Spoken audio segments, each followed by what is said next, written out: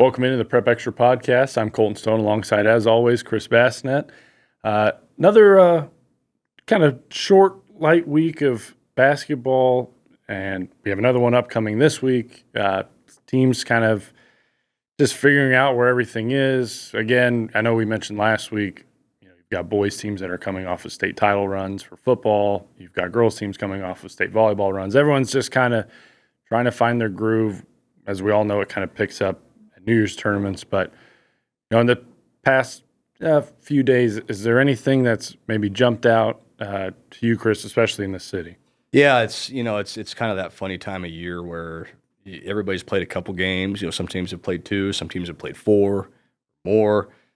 Teams are still kind of trying to find their identity, get their legs under them, all those sorts of cliche things we talk about every year this time. So yeah, like you said, it doesn't really ramp up, until the end of the month. Hack tournament, Metro tournament, those sorts of things. But maybe the most surprising thing, I guess, in the city, Lincoln East boys 4-0 right now. I don't know if a lot of us saw that coming, and they have some quality wins. Beat Omaha Central by 17 in their last game out.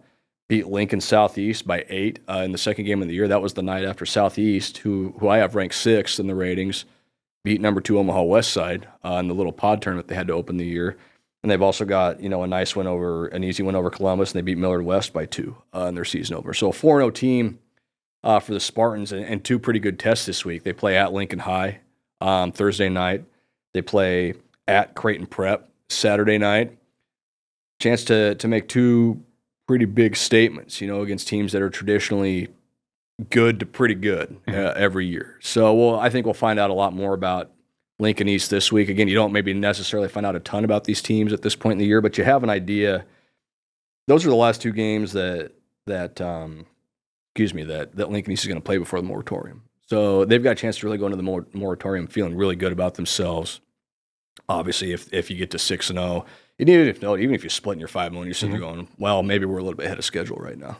Yeah, and looking at Lincoln East, has there been one thing maybe that's jumped out that's been like, this is why they're having so much success early? Is it just they've kind of gotten hot? Maybe they took on a West Side team that just wasn't quite ready to hit the court yet.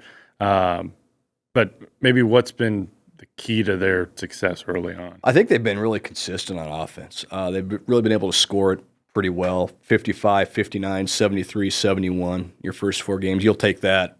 You'll take that if you're Bellevue West. Yeah. Which Bellevue West wants to score 90, but they'll take that too in the beginning of the year. But they've been able to. They're giving up a few points. They've given up 53, 51, 54. Only gave up 31 to Columbus in a blowout. But the offense has kind of been able to really kind of ramp up early. And usually you don't see that early in the year. Usually it's offense is struggling, whether it's turnovers, missed shots, execution things like that.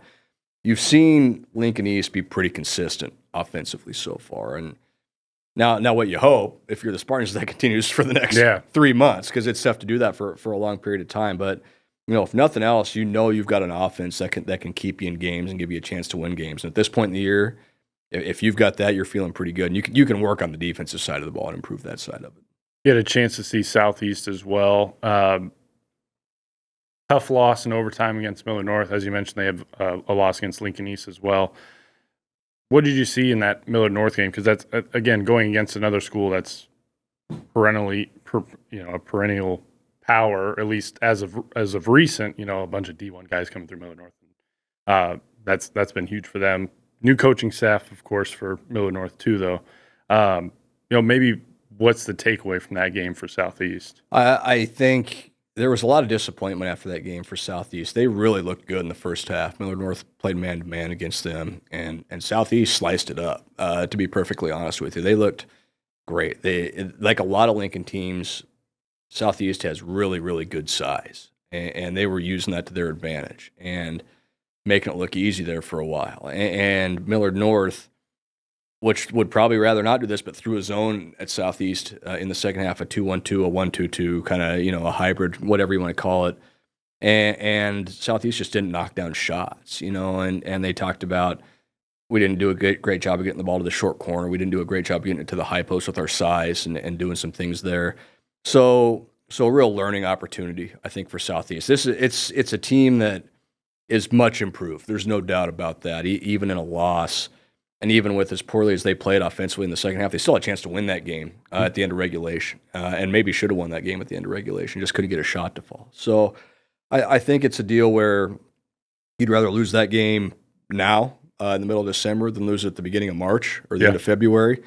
And you take it and you learn from it. There's pieces there for Southeast. There's no question about that. They have real athleticism, real length on the inside. If you can get those guards to hit knock down a couple shots, now all of a sudden you're cooking a little bit. So, yeah, that's a disappointing loss for Southeast. That's a good win for Millard North to go on the road with all they've had to replace. They're bringing basically 2 guys, I think 12 total points back from last year's state championship team and all the talent they've lost. And you come on the road, fall behind by 12 or 14 points in the first half, and you come back and win that game in overtime. And you show some toughness. So something where I think both teams can take something out of it. One in a win, one in a loss, obviously, and rather doing a win. But a good game, kind of the quintessential early season game where both teams, I think, learned a lot about themselves in the end. Yeah, another team, not city, but kind of in our area, Malcolm, had a rough going with Platteview, but that's a team that likes to go out and run and shoot threes. But Malcolm is playing up a little bit, playing some teams that maybe outmatch them, outshoot them. But it's impressive to see a team like that play up and play against some of the caliber that they are playing against. I like what they're doing because I think they knew they were going to have a pretty good team this year. And we saw just the athletes they have from football season. Hayden Frank's scoring a bazillion points a game right now. Rough estimate, and probably closer to 30. But you get the idea. They're a good team last year, won 16 games, brought a lot of those guys back. So what do you do if you go into the offseason, you're that coaching staff? Well, let's test ourselves early a little bit. Let's go play a Platteview. Let's go play a Beatrice like they're going to do this week on the road. Let's see where we're at. That gets you ready for the games in January, the games in February, the games in March when they really matter, because you're not going to obviously see those teams come crunch time. So you look at the loss the other night, and the score doesn't necessarily look pretty. At the same time, you take a lot away from that. You're playing up, as you said. You're playing a top 5 caliber team in Class B. You're going to do it again this week in Beatrice. So you take those as learning experiences, and if you're that coaching staff, I think what you hope is that the players handle it the right way, and I think they will, because there's such an experienced group. Just had so many seniors. We already mentioned Hayden Frank, maybe one of the best athletes in the Lincoln area. I don't think there's any question about that.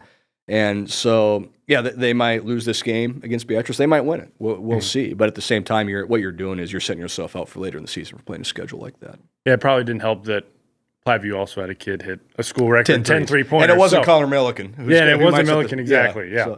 So moving away from basketball, we'll do a quick little fall recap. Obviously, we have your recap coming up this weekend. You've already told me no sneak previews.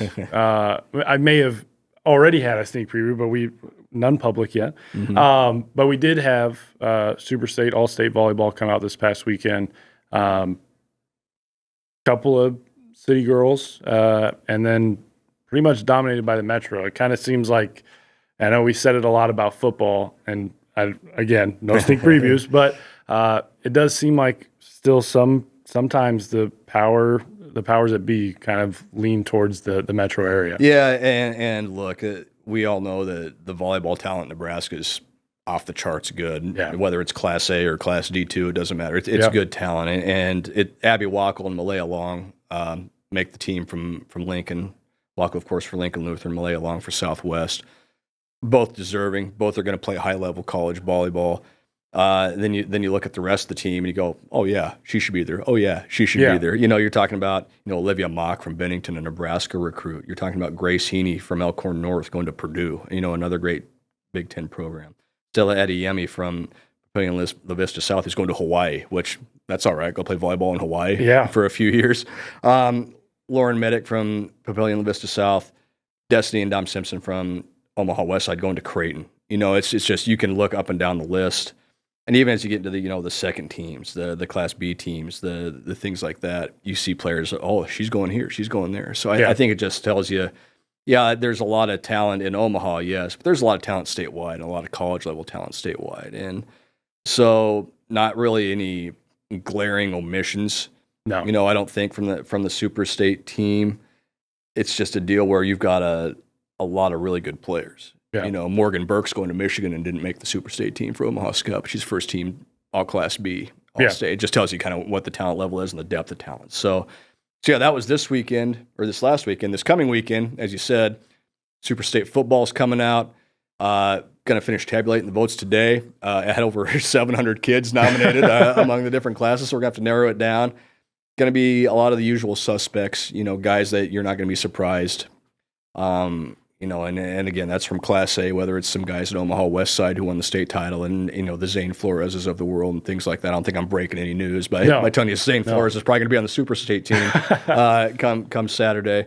But even going down into the lower classes, Aiden Kuster, who we've talked about so much on the podcast from Neely Oakdale, it's just fun to kind of see not only what their own coaches have to say about him, but also other coaches, and just viewing them through that lens of watching a guy on film or playing against him or things like that. This is my first go around doing the All-State and the Super State team, so it's been a fun experience. But yeah, that'll be coming this weekend. We'll have Super State first team, second team, All-State teams for every class. Six-man Coaches Association picks the All-State team for six-man. There will be a few Parkview Christian guys on it, as you can probably imagine. So yeah, look for that this Sunday. I think we're going to have all city teams running this Sunday as well for football, volleyball, maybe a couple other sports. We'll have to see what that looks like. Yep. So yeah, a lot to look forward to as we kind of wrap up fall finally and move fully into the winter sports season just in time to hit the moratorium here in about a week and a half, 2 weeks. So sorry these are so short. Maybe you're not sorry they're so short. Yeah. Though I get a little more detail as we move into the new year, but thanks for tuning in. We'll talk to you next time.